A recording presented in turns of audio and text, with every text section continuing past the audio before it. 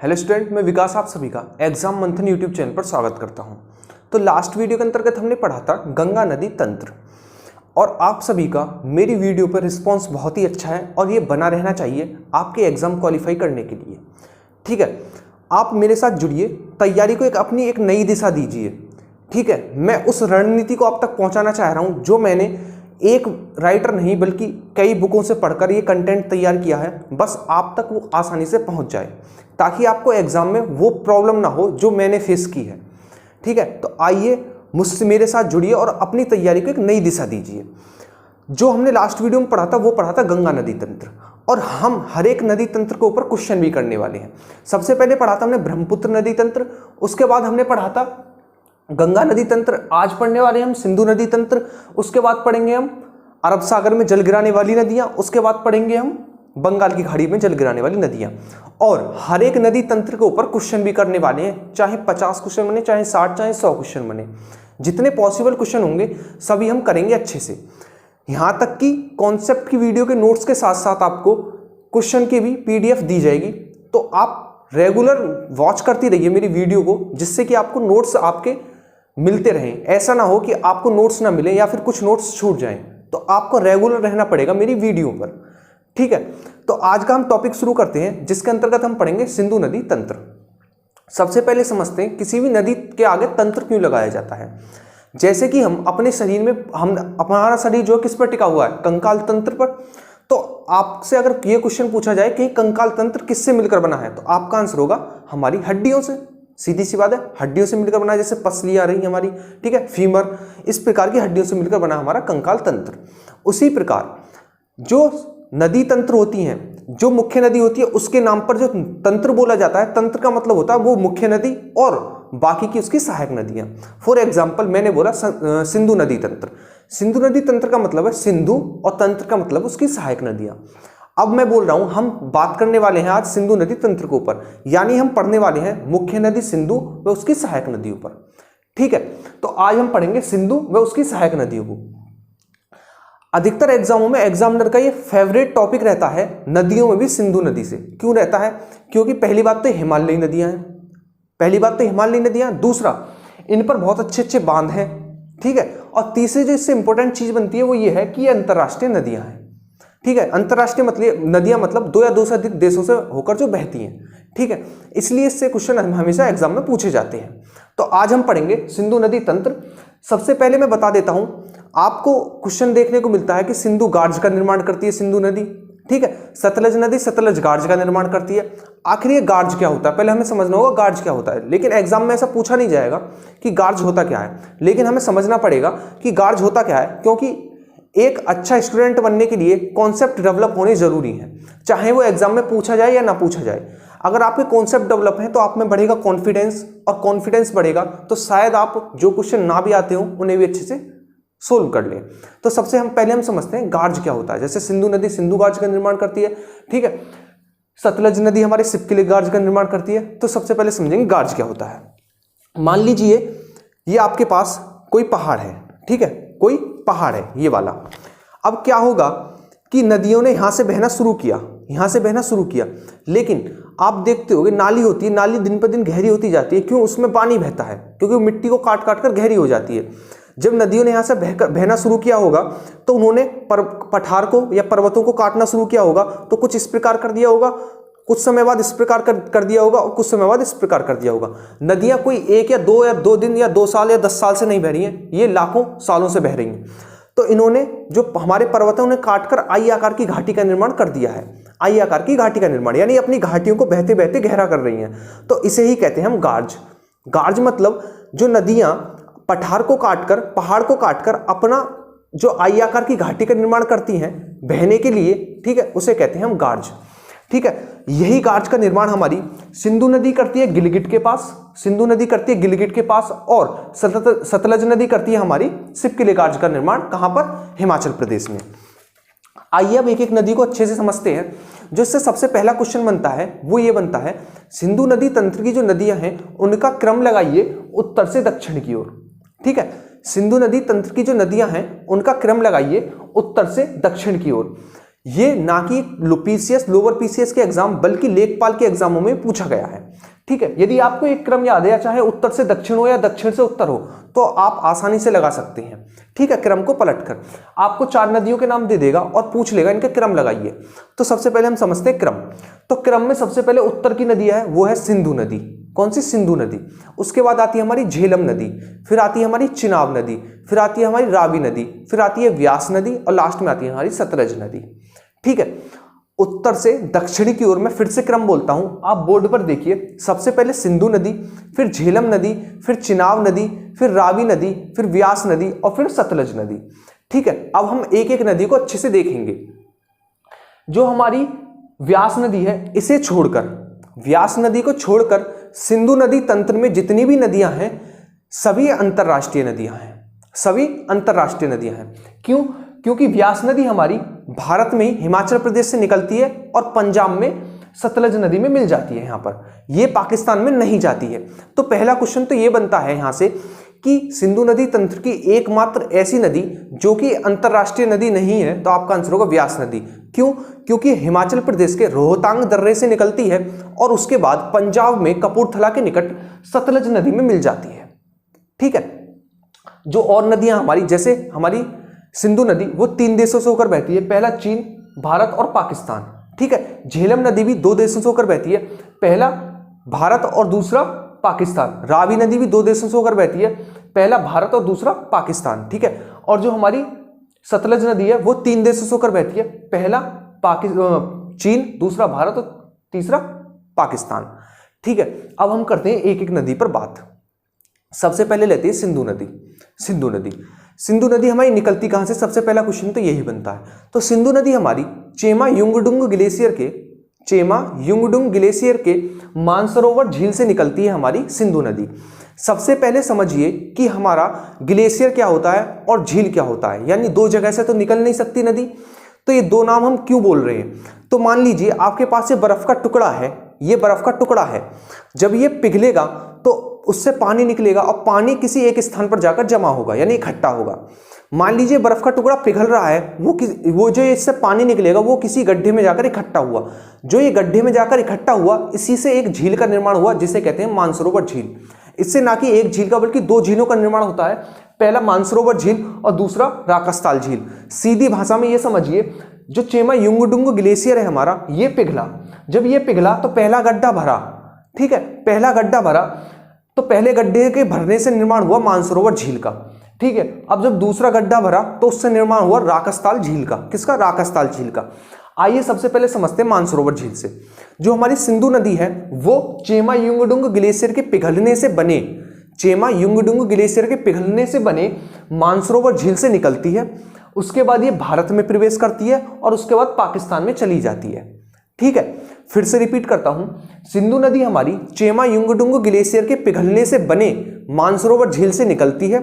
उसके बाद ये भारत के जम्मू कश्मीर में प्रवेश करती है और उसके बाद पाकिस्तान में चली जाती है। ठीक है, जब ये पाकिस्तान में एंट्री करने वाली होती है तो जम्मू कश्मीर में गिलगिट के समीप सिंधु गार्ज का निर्माण करती है। किसका? सिंधु गार्ज का निर्माण करती है। अभी मैंने बताया था गार्ज क्या होता है। इसका मतलब इसकी ये वाली और ये वाली साइड तो पर्वत की उठी हुई होंगी और जहां से नदी बह रही होगी वो गहरी होगी, इसे कहते हैं हम गार्ज। तो सिंधु नदी हमारी चेमा युंगडुंग ग्लेशियर के पिघलने से बनी मानसरोवर झील से निकलती है। उसके बाद भारत में प्रवेश करती है। उसके बाद गिलगिट के समीप, जब पाकिस्तान में एंट्री करने वाली होती है, गिलगिट के समीप एक सिंधु गार्ज का निर्माण करती है और उसके बाद पाकिस्तान में चली जाती है। ठीक है, अब आते हैं हम दूसरी जो नदी हमारी झेलम नदी। ठीक है, तो सिंधु नदी हमारे कितने देशों से होकर बहती है? पहला जहां उसका निर्माण हुआ तिब्बत यानी चीन, दूसरा भारत और तीसरा पाकिस्तान। यानी सिंधु नदी हमारी 3 देशों से होकर बहती है, चीन, भारत और पाकिस्तान। इसीलिए कहते हैं इसे अंतरराष्ट्रीय नदी। अब दूसरी नदी है वो है झेलम नदी। कौन सी? झेलम नदी। देखिए झेलम नदी से क्वेश्चन किस प्रकार बन सकते हैं। इसमें अपनी एक खास विशेषता है झेलम नदी में। इसकी विशेषताएं काफी सारी हैं, आप अच्छे से सुनना। पहला कि सिंधु नदी तंत्र की एकमात्र ऐसी नदी जिसका उद्गम जम्मू कश्मीर से होता है। सिंधु नदी तंत्र की एकमात्र ऐसी नदी जिसका उद्गम जम्मू कश्मीर से होता है। आपका आंसर होगा झेलम नदी। होता कहां से? तो इसका उद्गम होता है बेरीनाग के समीप, बेरीनाग पहाड़ी के समीप शेषनाग झील से। शेषनाग झील से, बेरीनाग के समीप शेषनाग से इसका क्या होता है? उद्गम होता है झेलम नदी का। उसके बाद ये फुलर झील में मिल जाती है, जो कि हमारी वुलर झील। ठीक है, वुलर झील में मिल जाती है। वुलर झील हमारी मीठे पानी की सबसे बड़ी झील है, ठीक है। वुलर झील से होते हुए उसके बाद ये भारत और पाकिस्तान की सीमा बनाती है। आपको दिख रहा होगा ये वाला हिस्सा जो है इसका, ये भारत और पाकिस्तान की सीमा बनाती है और उसके बाद ये पाकिस्तान में एंट्री कर जाती है। पाकिस्तान में एंट्री करने के बाद चिनाब नदी में जाकर मिल जाती है, ठीक है। दोबारा से रिपीट करता हूं। पहला, सिंधु नदी तंत्र की एकमात्र ऐसी नदी जिसका उद्गम जम्मू कश्मीर से होता है, तो आपका आंसर होगा झेलम नदी। झेलम नदी का अब उद्गम कहां से होता है, तो इसका उद्गम बेरीनाग के समीप शेषनाग से होता है। उसके बाद ये भारत की सबसे बड़ी मीठे पानी की झील वुलर झील से होते हुए भारत और पाकिस्तान की सीमा पर बहती है।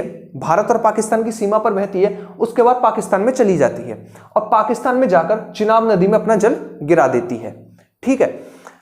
सिंधु नदी तंत्र की यह एकमात्र ऐसी नदी है जो कि विसर्पण करती है। विसर्पण का मतलब ये समझ लीजिए, विष यानी हमारा श्यांप हमारा किस प्रकार बहता है, इस प्रकार बहता है ना, टेढ़ा टेढ़ा चलता है, टेढ़ा टेढ़ा, उसी प्रकार ये नदी चलती है। इसका कारण ये है, मान लीजिए आपके रूम क्या है, समतल सपाट है, आप उसमें पानी बिखेरेंगे तो पानी एक सीधी रेखा में ना चल बहुत सारी धाराओं में बट जाएगा। इसके बटने का कारण ये है क्योंकि स्थान जो है सपाट है और पानी को बहने के लिए स्पीड नहीं मिल पा रही है। जब उसे पानी को बहने के लिए स्पीड नहीं मिलेगी तो पानी क्या होगा, वितरित हो जाएगा, यानी विसर्पण करने लगेगा, ठीक है, विसर्पण करने लगेगा। तो हमारी झेलम नदी जो है वो सिंधु नदी तंत्र की एकमात्र ऐसी नदी है जो कि विसर्पण करती है, यानी बहुत सारी धाराओं में बहती है। इसका कारण यह है कि ये कश्मीर घाटी से होकर बहती है और कश्मीर घाटी समतल सपाट है जहां से नदी होकर बहती है। समतल सपाट होने के कारण ये बहुत सारी धाराओं में बढ़ जाती है और विसर्पण करने लगती है, यानी टेढ़ी मेढ़ी बहने लगती है। तो क्वेश्चन बनेगा, सिंधु नदी तंत्र की एकमात्र ऐसी नदी जो कि विसर्पण करती है, तो आपका आंसर होगा झेलम नदी, ठीक है। दूसरा क्वेश्चन बनेगा कि सिंधु नदी तंत्र की एकमात्र ऐसी नदी जो इसका निर्माण जम्मू कश्मीर में ही होता है, कहां पर, बेरीनाग के समीप शेषनाग से, तो आपका आंसर होगा झेलम नदी, ठीक है। ये क्वेश्चन बनते हैं झेलम नदी से।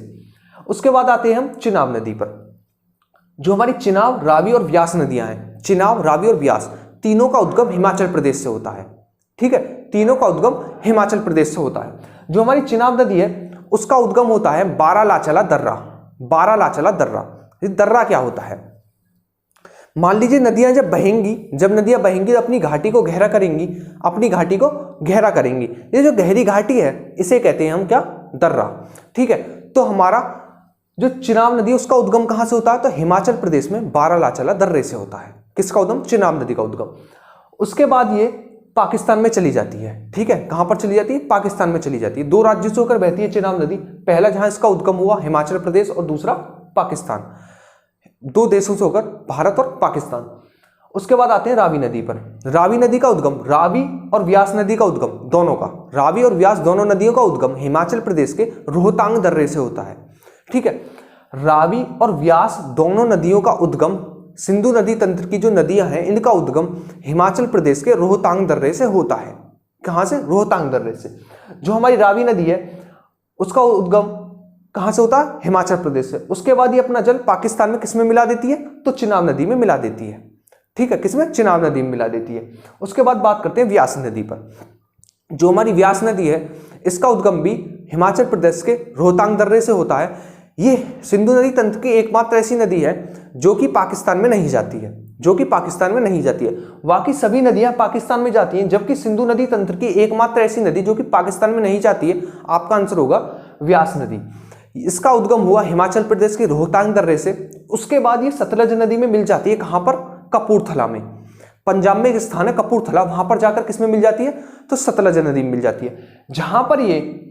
जहां पर व्यास नदी सतलज नदी में मिलती है यानी कपूरथला में, वहां से एक नहर निकाली गई है सिंचाई के लिए। कौन सी, इंदिरा गांधी नहर निकाली गई है जो कि भारत की सबसे बड़ी नहर है, ठीक है। तो इसका जो हमारी इंदिरा गांधी नहर है इसका निर्माण कहां से हुआ, तो कपूरथला से, ठीक है। फिर से रिपीट करता हूं, जो व्यास नदी है हमारी सिंधु नदी तंत्र की एकमात्र ऐसी नदी है जो कि पाकिस्तान में नहीं जाती है।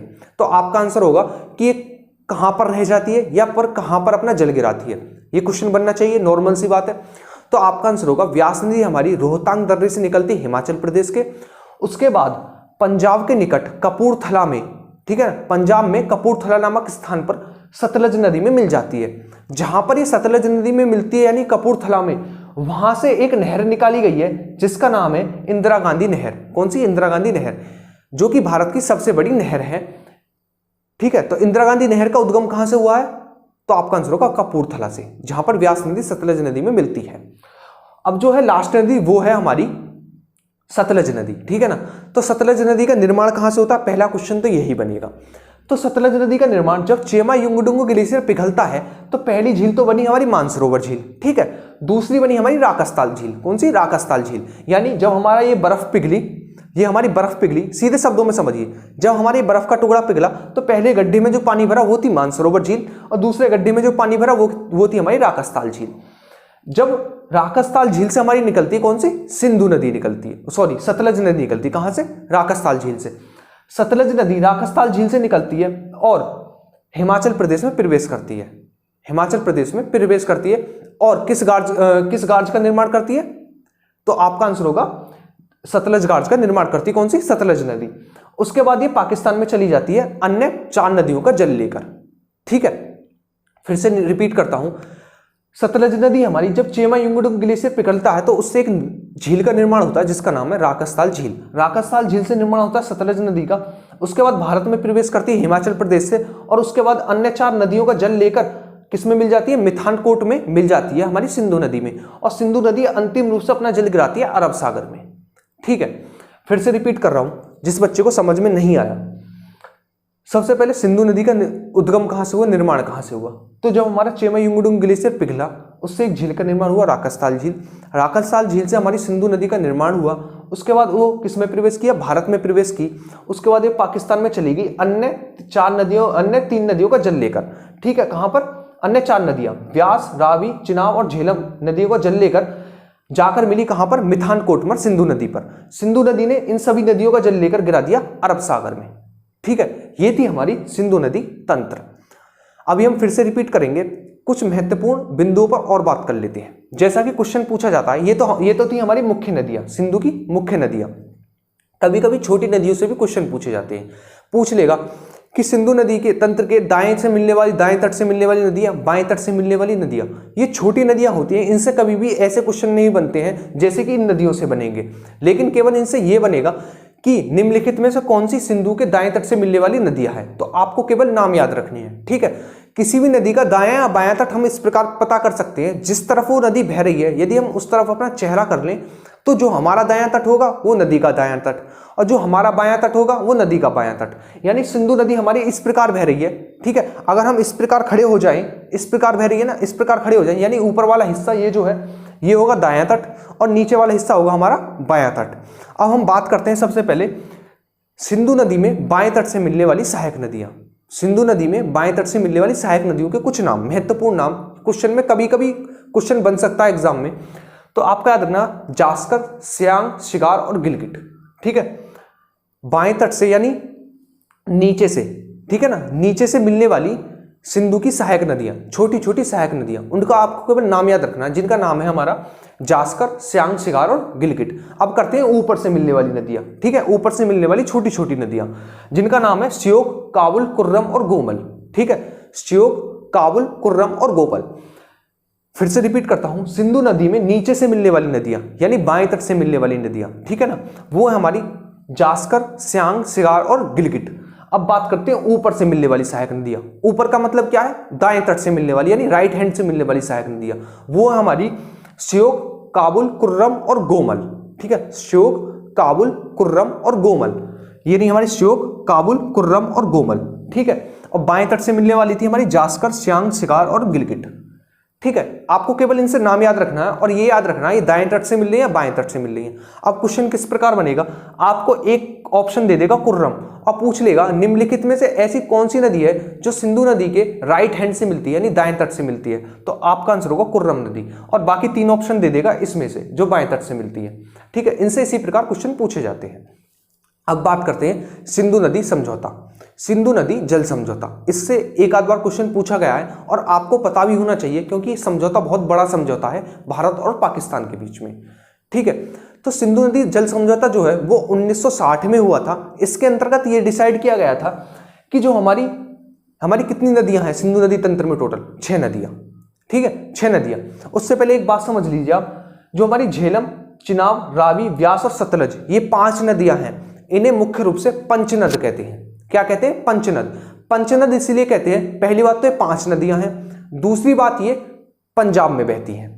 आपका आंसर होगा रावी नदी तो पंजाब में नहीं बहती है, ठीक है, और दूसरा आपका आंसर होगा कि ये नदी भी, झेलम नदी पंजाब में नहीं बहती है। लेकिन पंजाब केवल हमारे देश में ही नहीं है बल्कि पाकिस्तान में भी पंजाब है, ठीक है। आपने पढ़ा होगा साहिवाल जिले के पंजाब प्रांत से किसकी, हड़प्पा की खुदाई हुई थी, ठीक है।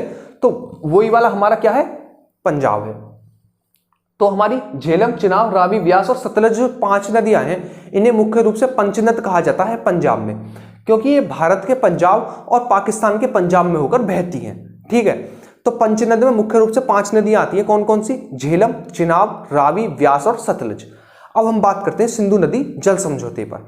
सिंधु नदी जल समझौता 1960 में हुआ था और इसके अंतर्गत ये डिसाइड किया गया था कि जो हमारी ऊपर की 3 नदियां होंगी, हमारी टोटल सिंधु नदी तंत्र में कितनी नदियां हैं सिंधु को मिलाकर? 6 नदियां, सिंधु, झेलम, चिनाब, रावी, व्यास और सतलज।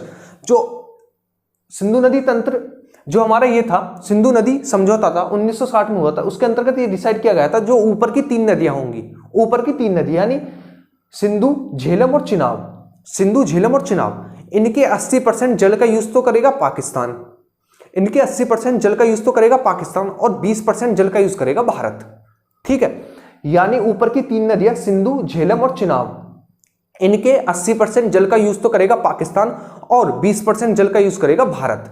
और जो हमारी दक्षिण की 3 नदियां थी, रावी, व्यास और सतलज, रावी, व्यास और सतलज, इनके 80% जल का प्रयोग करेगा भारत और 20% जल का प्रयोग करेगा पाकिस्तान, ठीक है। आप सीधे शब्दों में ये समझिए, हमारी 6 नदियां हैं, ऊपर की 3 नदियां, इनके 80% जल का प्रयोग करेगा पाकिस्तान और 20% जल का प्रयोग करेगा भारत।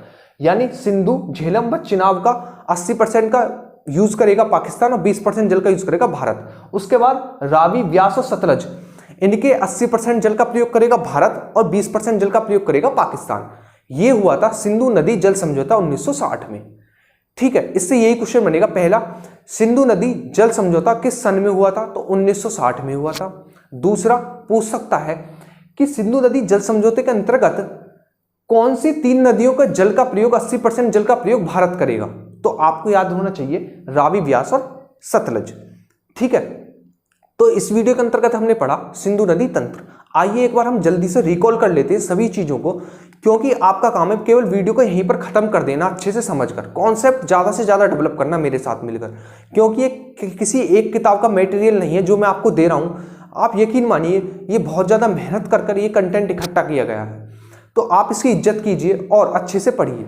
आप वीडियो सुनना तो ये टाइम दीजिए, सुनिए, ठीक है। अब हम रिकॉल करते हैं। सबसे पहले हमने सिंधु नदी तंत्र के अंतर्गत 6 नदियां पढ़ी, कौन कौन सी? सिंधु, झेलम, चिनाब, रावी, व्यास और सतलज। उसके बाद हमारी केवल व्यास को छोड़कर सभी नदियां अंतरराष्ट्रीय नदियां थी, क्योंकि ये चीन, भारत और पाकिस्तान में होकर बह रही थी। कुछ नदियां भारत और पाकिस्तान में ही बह रही थी, लेकिन अंतरराष्ट्रीय नदियां तो हुई, लेकिन व्यास हमारी अंतरराष्ट्रीय नदी नहीं थी, क्योंकि ये रोहतांग दर्रे हिमाचल प्रदेश से निकलती थी और उसके बाद किसमें मिल जाती है? सतलज नदी में मिल जाती है, कपूरथला में। जहां पर ये सतलज नदी में मिलती है कपूरथला में, वहां से एक नहर का निर्माण किया गया है, इंदिरा गांधी नहर, जो कि भारत की सबसे बड़ी नहर है। सबसे पहले बात की थी हमने सिंधु नदी पर। सिंधु नदी हमारी चेमा युंगडुंग ग्लेशियर के पिघलने से बने राकसताल झील से निकलती है, उसके बाद चीन से निकलती है, उसके बाद पाकिस्तान, भारत में प्रवेश करती है, उसके बाद पाकिस्तान में चली जाती है, ठीक है। जब ये पाकिस्तान में एंट्री करने वाली होती है, जम्मू कश्मीर में गिलगिट के समीप एक सिंधु कार्च का निर्माण करती है, यानी आई आकार की घाटी का निर्माण करती है। तो पूछ सकता है कि सिंधु कार्च का निर्माण कहां पर करती है? तो गिलगिट के समीप, ठीक है। दूसरी नदी थी झेलम नदी। झेलम नदी सिंधु नदी तंत्र की एकमात्र ऐसी नदी है जो कि जम्मू कश्मीर से निकलती है। कहां से निकलती है? तो बेरीनाग के समीप शेषनाग से निकलती है, उसके बाद भारत पाकिस्तान की सीमा बनाती है, उसके बाद पाकिस्तान में चली जाती है। और सिंधु नदी तंत्र की एकमात्र ऐसी नदी जो कि विसर्पण करती है, आपका आंसर होगा झेलम नदी, ठीक है, क्योंकि इसे बहने के लिए एक तेज ढाल नहीं मिल पाती है, जिसके कारण ये अपनी धाराओं में बढ़ जाती है। उसके बाद आपने बात की चिनाब नदी। चिनाब नदी हमारी बारालाचाला दर्रे से निकलती है, उसके बाद पाकिस्तान में चली जाती है। उसके बाद हमने बात की रावी नदी पर। रावी और ब्यास नदी हमारी है हिमाचल प्रदेश के रोहतांग दर्रे से निकलती है। रावी नदी रोहतांग दर्रे से निकलती है और उसके बाद जाकर चिनाब नदी में मिल जाती है पाकिस्तान में। ठीक है, उसके बाद बात करते हैं व्यास नदी पर। व्यास नदी भी हमारी हिमाचल प्रदेश के रोहतांग दर्रे से निकलती है और पाकिस्तान में नहीं जाती है, बल्कि सतलज नदी में कपूरथला यानी पंजाब में मिल जाती है। जहां पर मिलती है वहां से हमारी इंदिरा गांधी नहर निकाली गई है, जो कि भारत की सबसे बड़ी नहर है। उसके बाद बात करते हैं सतलज नदी पर। सतलज नदी हमारी चेमायुंगडुंग ग्लेशियर के पिघलने से बने राकस्थाल झील से निकलती है। उसके बाद हमारी हिमाचल प्रदेश से भारत में प्रवेश करती है। उसके बाद पाकिस्तान में चली जाती है। अन्य सभी नदियों का जल लेकर सतलज नदी अन्य सभी नदियों का जल लेकर मिठानकोट नामक स्थान जो कि पाकिस्तान में पड़ता है, वहां पर जाकर सिंधु नदी में मिल जाती है। और सिंधु नदी अंतिम रूप से अपना जल किसमें गिराती है? तो हमारा गिराती है अरब सागर में। ठीक है, ये थी हमारी सिंधु नदी तंत्र। उसके बाद हमने बात की सिंधु नदी तंत्र की कुछ छोटी नदियां जो कि दाएं और बाएं तट से मिलती है। सबसे पहले हम बात करते हैं बाएं तट से, यानी नीचे से मिलने वाली सिंधु की कुछ छोटी नदियां, छोटी सहायक नदियां। ठीक है, जिसके अंतर्गत थी हमारी सियांग, सिगार और गिलगिट। ठीक है, सियांग, सिगार और गिलगिट। और दाएं तट से मिलने वाली यानी ऊपर से मिलने वाली नदियां, छोटी नदियां, वो थी हमारी श्योक, काबुल, कुर्रम और गोमल। ठीक है, श्योक, काबुल, कुर्रम और गोमल, आपको केवल इनसे नाम याद रखने हैं। उसके बाद हमने पढ़ा था सिंधु नदी जल समझौता। सिंधु नदी जल समझौता हमारा 1960 में हुआ था, जिसके अंतर्गत ये डिसाइड किया गया था कि टोटल हमारी जो 6 नदियां हैं, सिंधु, झेलम, चिनाब, रावी, ब्यास और सतलज नदियां हैं, उनमें से जो ऊपर की 3 नदियां हैं जो कि हमारी हैं सिंधु, झेलम और चिनाब, इनके 80% जल का यूज करेगा पाकिस्तान और 20% जल का यूज करेगा भारत। और जो हमारी नीचे की 3 नदियां हैं, रावी, ब्यास और सतलज, इनके 80% जल का यूज करेगा भारत और 20% जल का यूज करेगा पाकिस्तान। ये हुआ था सिंधु नदी जल समझौता। तो इस वीडियो के अंतर्गत हमने पढ़ा सिंधु नदी तंत्र, सिंधु नदी जल समझौता, सिंधु नदी के बारे में कुछ महत्वपूर्ण तथ्य है। ठीक है, मुझे उम्मीद है आपको ये वीडियो पसंद आई होगी। पसंद आएगी क्योंकि आपके कॉन्सेप्ट डेवलप हो रहे हैं। कॉन्सेप्ट डेवलप होते हैं तो शायद इतना तगड़ा कॉन्फिडेंस कभी नहीं आता जितना तगड़ा पढ़ने में आता है। ठीक है, तो आपका काम है वीडियो को केवल अच्छे से सुनना। हम इसके ऊपर क्वेश्चन भी लेकर आएंगे, 40, 50, 60 जो भी क्वेश्चन बनेंगे, क्वेश्चन की पीडीएफ भी मिलेगी और मेरे नोट्सों की पीडीएफ भी मिलेगी विद मैप लगा हुआ। ठीक है ना, मैप लगा हुआ, आपको कोई जरूरत नहीं पड़ेगी, किसी भी दिक्कत नहीं पड़ेगी लिखने की या बनाने की। ठीक है, आप बस वीडियो को अच्छे से सुनिए। 30 मिनट दे सकते हैं ना आप, 30 मिनट की भी नहीं होती है, 30-32 मिनट तो दे सकते हैं आप मेरी एक वीडियो के लिए, ज्योग्राफी की। आने वाले टाइम में आपको पता पड़ जाएगा इसका क्या महत्व है। ठीक है, तो इसी प्रकार मैं वीडियो लाता रहूंगा। जिसको पसंद आए वो शेयर करे वीडियो को, चैनल को सब्सक्राइब करे और वीडियो को लाइक जरूर करे। जो बच्चा देख रहा है वो तो लाइक कम से कम करके ही जाए। ठीक है, लाइक करने में आपका कुछ नहीं जा रहा, हमको कॉन्फिडेंस मिलता है वीडियो बनाने के लिए। ठीक है, हम मिलेंगे नेक्स्ट वीडियो में। इसी प्रकार हम नदियों को बहुत अच्छे से कवर करेंगे विद क्वेश्चन आंसर टेस्ट। ठीक है, आप बस अपने नोट्स जो मिल रहे हैं आपको उसे फाइल फोल्डर में लगाते जाइए और इकट्ठा कर लीजिए और मेरी वीडियो को अच्छे से देखिए। ठीक है, मिलते हैं अपनी नेक्स्ट वीडियो में। जब तक कीजिए आप रिवीजन, नोट्सों को कीजिए डाउनलोड। ठीक है, अच्छे से पढ़िए। Thank you.